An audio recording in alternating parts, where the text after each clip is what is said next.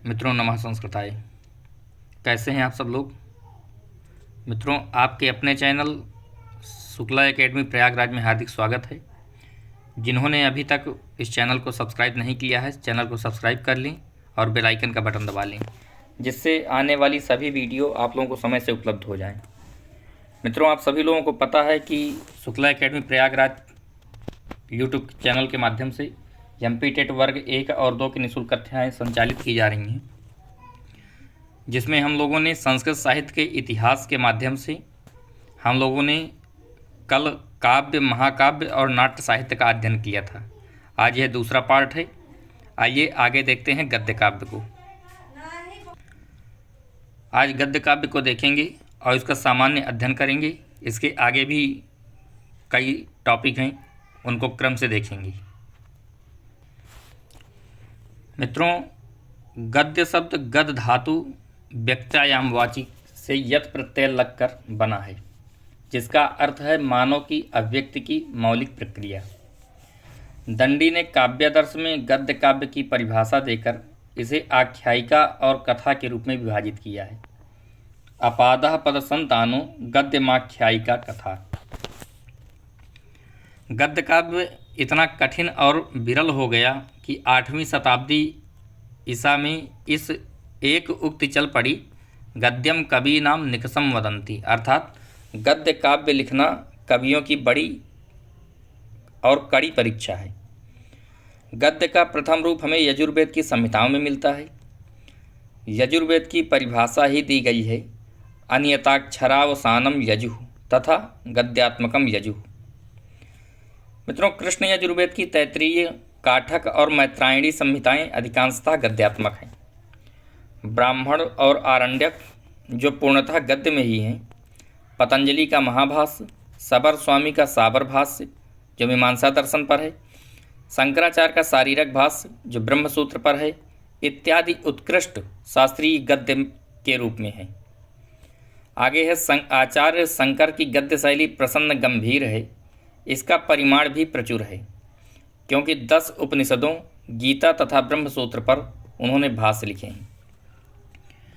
मित्रों साहित्यिक गद्य के प्रयोग का अनुमान कात्यायन और पतंजलि के द्वारा भी दी गई सूचनाओं से होता है। पतंजलि ने तो 3 आख्यायिकाओं के नाम भी दिए हैं, वासवदत्ता, सुमनोत्तरा तथा भयमरथी। साहित्यिक गद्य का स्पष्ट उदाहरण अभिलेखों से प्राप्त होता है। इस दृष्टि से रुद्रदामन का गिरनार अभिलेख 150 ईसा तथा हरिसेन कृत समुद्रगुप्त प्रशस्ति जो प्रयाग स्तंभलेख 360 ईसा विशेष रूप से उल्लेखनीय है। समुद्रगुप्त की विजय यात्राओं और व्यक्तिगत गुणों का वर्णन प्रयाग प्रशस्ति में हुआ है। इस प्रशस्ति के लेखक हरिसेन हैं। मित्रों साहित्यिक गद्य का विकासशील रूप दंडी, सुबंधु या बाण की रचनाओं में प्राप्त होता है। आगे देखते हैं गद्य काव्य के भेद। मित्रों संस्कृत गद्य काव्य के 2 मुख्य भेद माने गए हैं, कथा और आख्यायिका। आख्यायिका ऐतिहासिक विषयों पर एवं कथा पूर्णतः काल्पनिक विषयों पर आश्रित होती है। बाणभट्ट की गद्य रचनाओं में हर्षचरित आख्यायिका तथा कादंबरी कथा के रूप में प्रसिद्ध हुई। कथा में कथा वस्तु कविकल्पित होती है, आख्यायिका में ऐतिहासिक होती है। मित्रों कथा के आरंभ में पद्यों के द्वारा सज्जनों की प्रशंसा, दुष्टों की निंदा तथा कवि के वंश का वर्णन होता है। कथा का विभाजन नहीं होता। आख्यायिका उच्छ्वासों या निश्वासों में विभक्त होती है। उच्छ्वासों के आरंभ में भावी घटना का परोक्ष निर्देश करने वाले पद्य भी होते हैं। कथा में मुख्य कथानक को लाने के लिए दूसरी कथा से आरंभ किया जाता है। आख्यायिका में कवि अपना वृत्तांत देकर मुख्य कथा को आरंभ करता है। इन दोनों में समानता के तथ्य भी बहुत हैं, जैसे दोनों की रचना संस्कृत गद्य में होती है। गद्य की शैली दोनों में समान रहती है। रसों और भावों का समान रूप से प्रयोग होता है। नगर, वन, सरोवर, राजा, राज्यसभा, मृगया, प्रेम आदि का समान रूप से वर्णन दोनों में होता है। मित्रों आगे गद्य के प्रकार। समास के प्रयोग तथा वृत्त भाग के निवेश की दृष्टि से गद्य के 4 भाग प्रकार माने गए हैं। पहला है मुक्तक, दूसरा है वृत्तगंधी, तीसरा उत्कलिका प्राय और चौथा है चूर्णक। समास से रहित गद्य रचना को मुक्तक कहते हैं।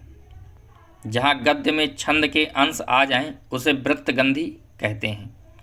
लंबे समासों से युक्त गद्य उत्कलिका प्राय कहलाता है तथा अल्प समासों से युक्त गद्य को चूर्णक कहा जाता है। आगे देखते हैं मित्रों, संस्कृत वाङ्मय के प्रमुख गद्य काव्य हैं। एक तरफ है गद्य रचना और एक तरफ है लेखक।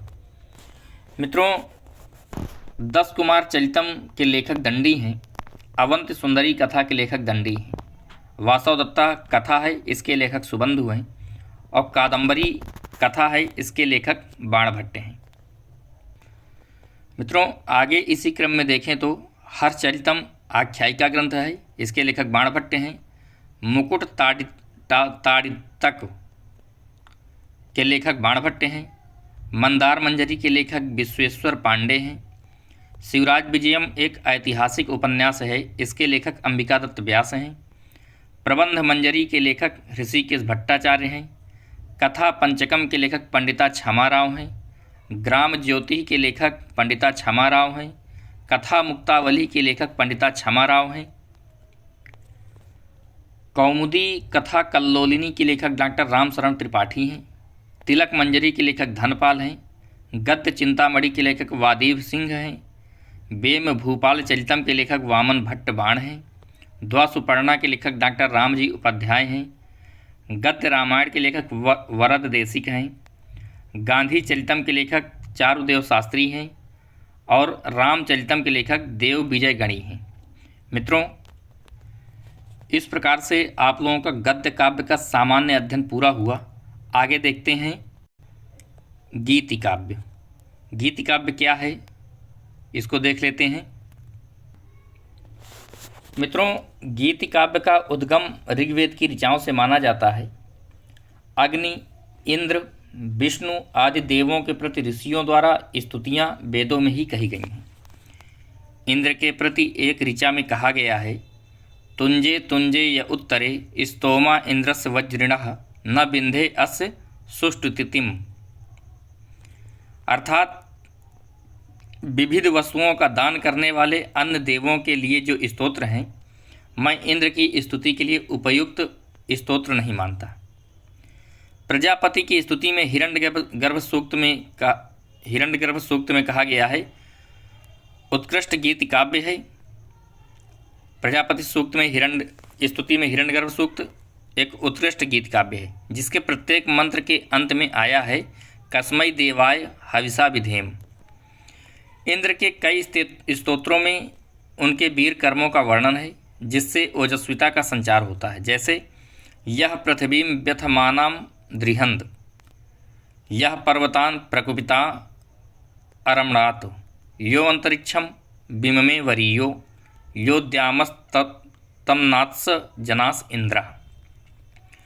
आगे देखें मित्रों, ऋग्वेद में ही प्रभात काल की उषा देवी का वर्णन करके उसके सौंदर्य पक्ष को विशेष रूप से अंकित करके किया गया है। जाएव पत्य उसती सुवासा उषा हसरेव निरीणीते अप्सा। इस प्रकार अथर्ववेद में भूमि की स्तुति में गीत काव्य का विन्यास है। आगे है पृथ्वी देवी के प्रति कृतज्ञता की अभिव्यक्ति 63 मंत्रों में अथर्वा ऋषि ने की है। सामवेद का संगीत पक्ष गीत काव्य के अनन्य गुण को विशेष रूप से धारण करता है। इसलिए वैदिक युग ही संस्कृत गीत काव्य के उद्भव के लिए ठोस धरातल देता है। रामायण का उदय गीत काव्य के रूप में ही हुआ है। इसमें विरह वर्णन, देव स्तुति आदि गीत तत्व को ही स्पष्ट करता है। महाभारत में प्राप्त होने वाली स्तुतियाँ भी गीत काव्य के रूप में स्वीकृत हैं।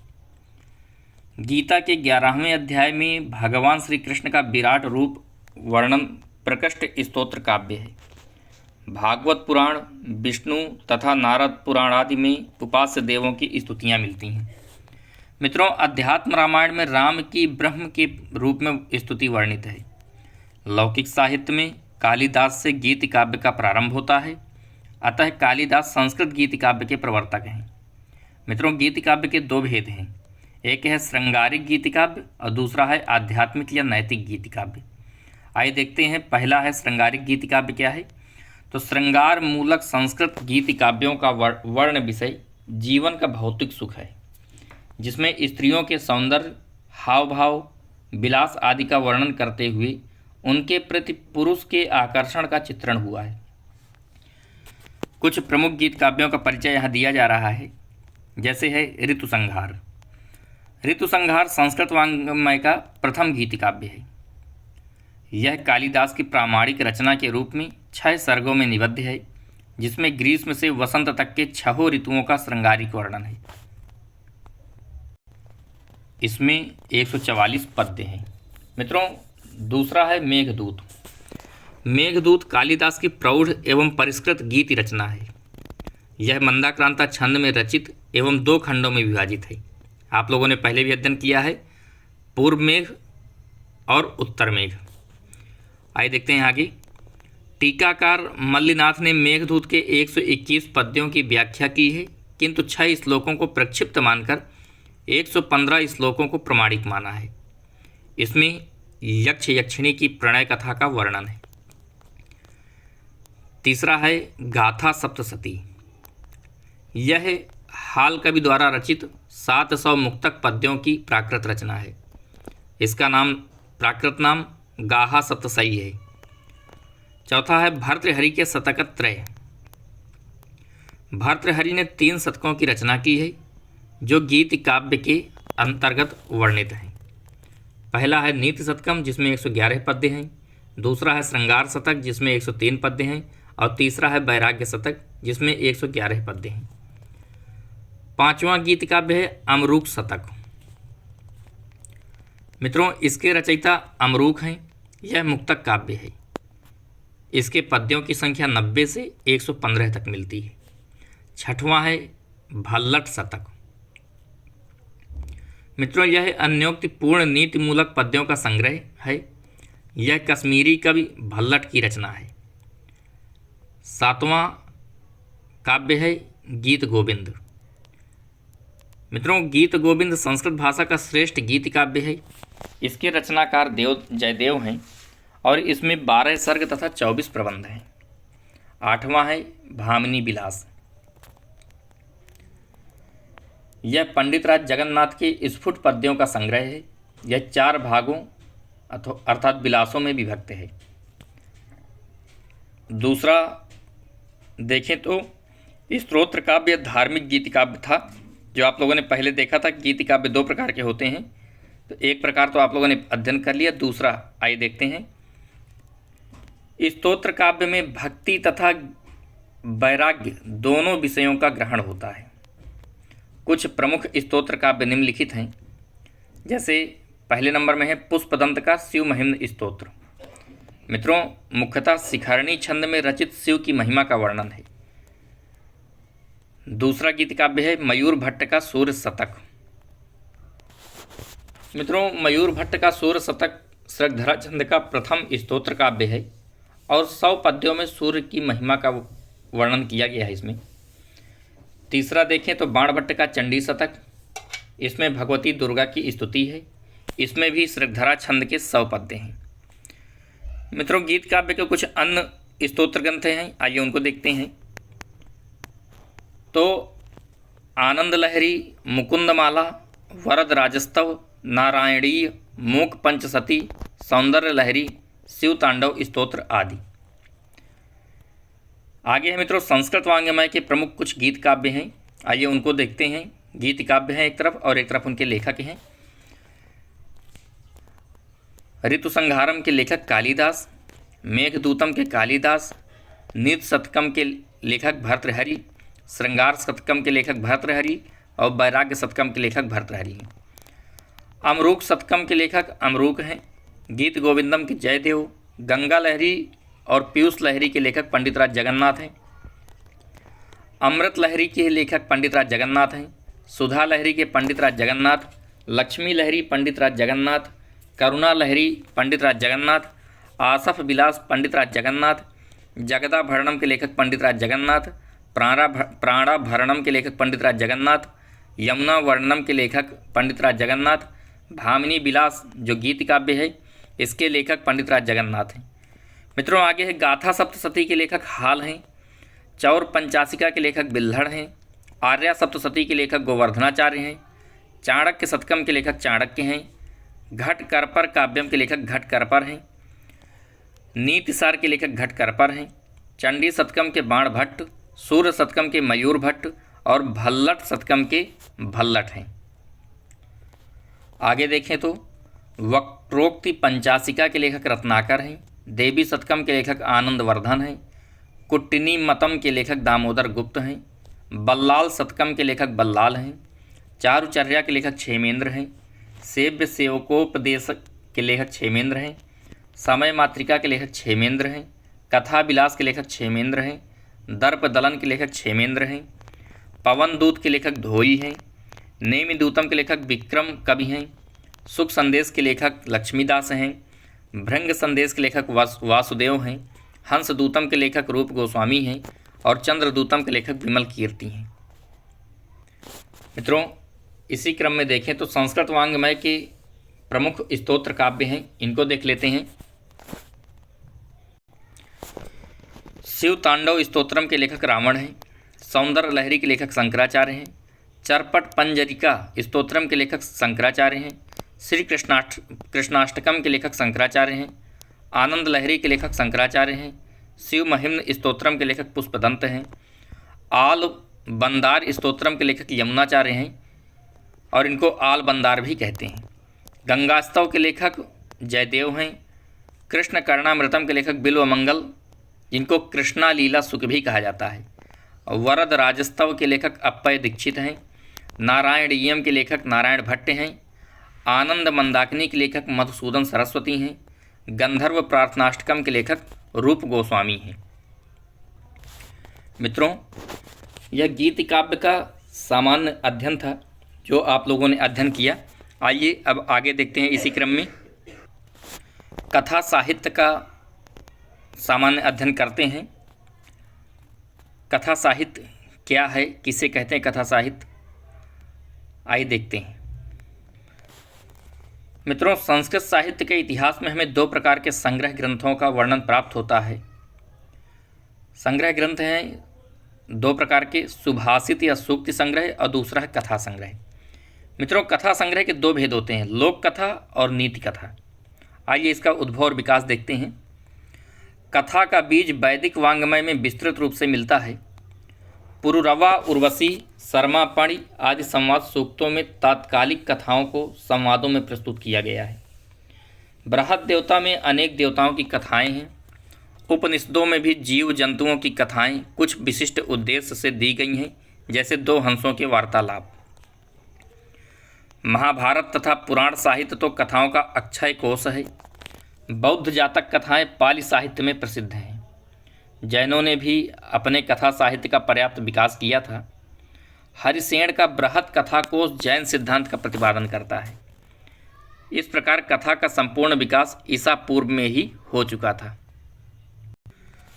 कथा साहित्य में ही लोक कथाएं हैं, आइए इनको देखते हैं। संस्कृत का दुर्भाग्य है कि लोक कथाएं मुख्यतः पैसाची भाषा में लिखित गुणाढ़ और बृहद कथा पर आश्रित हैं। बृहद कथा क्या है? तो लोक कथाओं का प्राचीनतम संग्रह गुणाढ़ की बृहद कथा में किया गया था।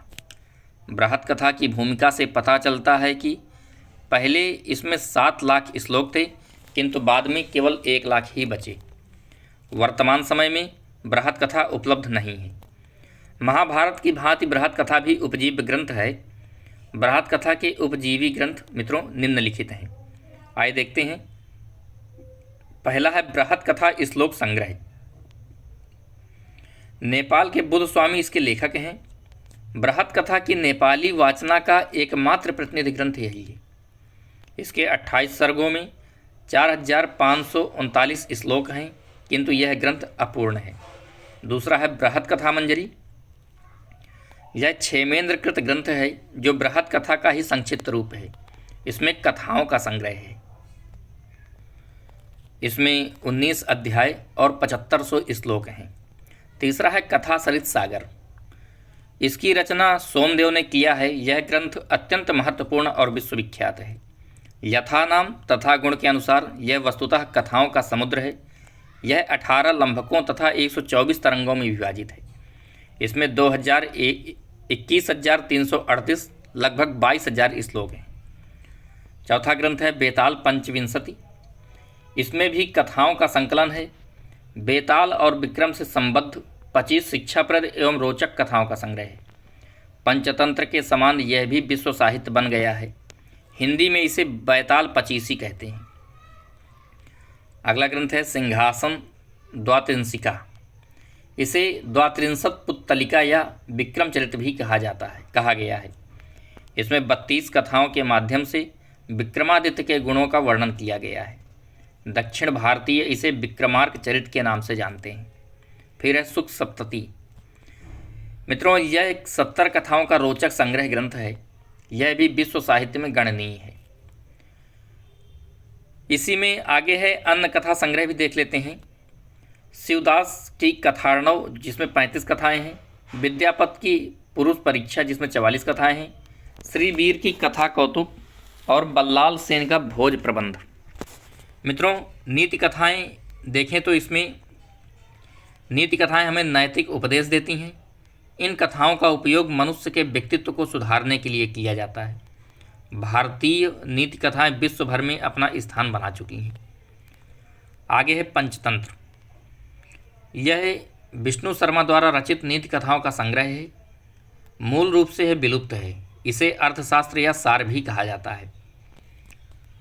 वर्तमान में पंचतंत्र में कुल 75 कथाओं का संकलन है। पद्यों की संख्या प्रायः 1100 है। पंचतंत्र का मुख्य भाग गद्यात्मक है। यह भी विश्व साहित्य के श्रेणी में आता है। इसके 250 संस्करण विश्व की 50 भाषाओं में प्रकाशित हो चुके हैं। आगे है हितोपदेश। मित्रों, आप लोग कथा साहित्य का अध्ययन कर रहे हैं। हितोपदेश में पंचतंत्र पर आश्रित नीति कथाओं में हितोपदेश सर्वाधिक प्रचलित एवं महत्वपूर्ण है। इसकी रचना नारायण पंडित ने की। हितोपदेश 4 भागों में विभक्त है। इसमें 39 कथाएं हैं। प्रत्येक भाग की एक मुख्य कथा को जोड़ने पर कुल 43 कथाएं हैं। इसके पद्यों की संख्या 726 है। इसी क्रम में देखें तो अन्य नीति कथाएं भी हैं। बौद्ध तथा जैन कवियों ने अनेक नीति कथाएं संस्कृत में लिखी हैं, जिनमें आर्यसूर की जातक माला जिसमें 34 जातक कथाएं हैं। सिद्धर्षि जैन की उपमिति भव प्रपंच कथा और हेम विजय गण की कथा रत्नाकर जिसमें 256 कथाएं हैं। सुभाषित संग्रह या सूक्ति संग्रह अगर देखें तो इसमें मित्रों चमत्कारी संस्कृत के सूक्तियों के लेखन एवं संग्रह का प्रयास प्राचीन काल से होता रहा है। इन संग्रहों में मुक्तक पद्यों तथा प्रबंध काव्यों के रमणीय पद्यों का भी संकलन बहुधा मूल कवि के नाम के साथ हुआ है। कुछ सूक्ति संग्रहों का परिचय यहाँ दिया जा रहा है। कवींद्र वचन समुच्चय। यह कवि विद्याकर की कृति है। इसे सुभाषित रत्न कोश भी कहा जाता है। यह संस्कृत का प्राचीनतम सूक्ति संग्रह है। इस संग्रह का विभाजन 50 वृज्याओं में है। दूसरा है सदुक्त कर्णामृत। यह श्रीधर दास की रचना है। यह संग्रह 5 प्रवाहों में विभक्त है। पुनः प्रवाह बीचियों में विभक्त है। प्रत्येक बीची में 5-5 पद्य हैं। पूरे संग्रह में 476 बीचियाँ एवं 2380 पद्य हैं। तीसरा है सूक्त मुक्तावली। मित्रों, यह जल्हर द्वारा संकलित है। इसे सुभाषित मुक्तावली भी कहते हैं। इसमें 133 खंडों में विभाजित 2790 पद्य संकलित हैं। चौथा है सारंगधर पद्धति। यह सारंगधर कवि की कृति है। यह भाग स्वतंत्र रूप में प्रयाग से प्रकाशित है। इसमें 163 परिच्छेद तथा 6300 पद्य थे, किंतु प्रकाशित संस्करण में परिच्छेद उतने ही हैं। केवल पद्य 4689 हो गए हैं। अगला है सुभाषितावली। इसके संकलनकर्ता वल्लभदेव हैं। इस सूक्ति संग्रह में 101 पद्धतियों में 3527 पद्य संकलित हैं। फिर है पद्यावली। इसके लेखक रूप गोस्वामी है, जिसमें 386 पद्य हैं। सूक्ति मुक्तावली के लेखक सोम प्रभाचार्य हैं, सुभाषित नीति के लेखक वेदांत देशिक हैं। सुभाषित रत्न संदोह के लेखक अमित गति हैं। सुभाषित सुधानिधि तथा पुरुषार्थ सुधानिधि के लेखक सायणाचार्य हैं। मित्रों, सूक्ति ग्रंथों में सुभाषित रत्न भांडागार सबसे बड़ा है। इसमें 10,000 से अधिक पद्य हैं। इसी क्रम में देखें तो कथा साहित्य के कुछ महत्वपूर्ण ग्रंथ हैं और उनके लेखक हैं। आइए देखते हैं। पंचतंत्रम के लेखक विष्णु शर्मा हैं। हितोपदेश के लेखक नारायण पंडित हैं। बृहत कथा के लेखक गुणाढ़ हैं। बृहत कथा श्लोक संग्रह के लेखक बुद्ध स्वामी हैं। बृहत कथा मंजरी के लेखक क्षेमेंद्र हैं। कथा सरित सागर के लेखक सोमदेव हैं। बेताल पंचविंशतिका के लेखक शिवदास एवं जम्भल दत्त हैं। सिंहासन द्वात्रिंशत पुत्तलिका विक्रमचरित विक्रमार्क चरित के लेखक का नाम अज्ञात है मित्रों, मिला नहीं। सुख सप्तति के लेखक अज्ञात हैं। पुरुष परीक्षा के लेखक विद्यापति। भोज प्रबंध के लेखक बल्लाल सेन। जातक माला के लेखक आर्यसूर। प्रबंध कोश के लेखक राजशेखर। उदय सुंदरी कथा के लेखक सोढ़ल हैं। मित्रों, इस प्रकार से आप लोगों ने कथा साहित्य का सामान्य अध्ययन किया। आइए आगे देखते हैं। मित्रों, इसी क्रम में आगे काव्य शास्त्रीय ग्रंथ और उनके ग्रंथकार हैं, उनके लेखक हैं। वीडियो कुछ ज़्यादा ही बड़ी हो रही है, इस वजह से इसका अध्ययन कल हम लोग करेंगे। इसी कामना के साथ आप सभी प्रसन्न रहें, खुश रहें, मस्त रहें, अध्ययन निरंतर जारी रखें आप लोग। सर्वे भवन्तु सुखिनः, सर्वे सन्तु निरामयाः, सर्वे भद्राणि पश्यन्तु, मा कश्चित् दुःखभाग् भवेत् के साथ आप सभी लोगों को नमः संस्कृताय।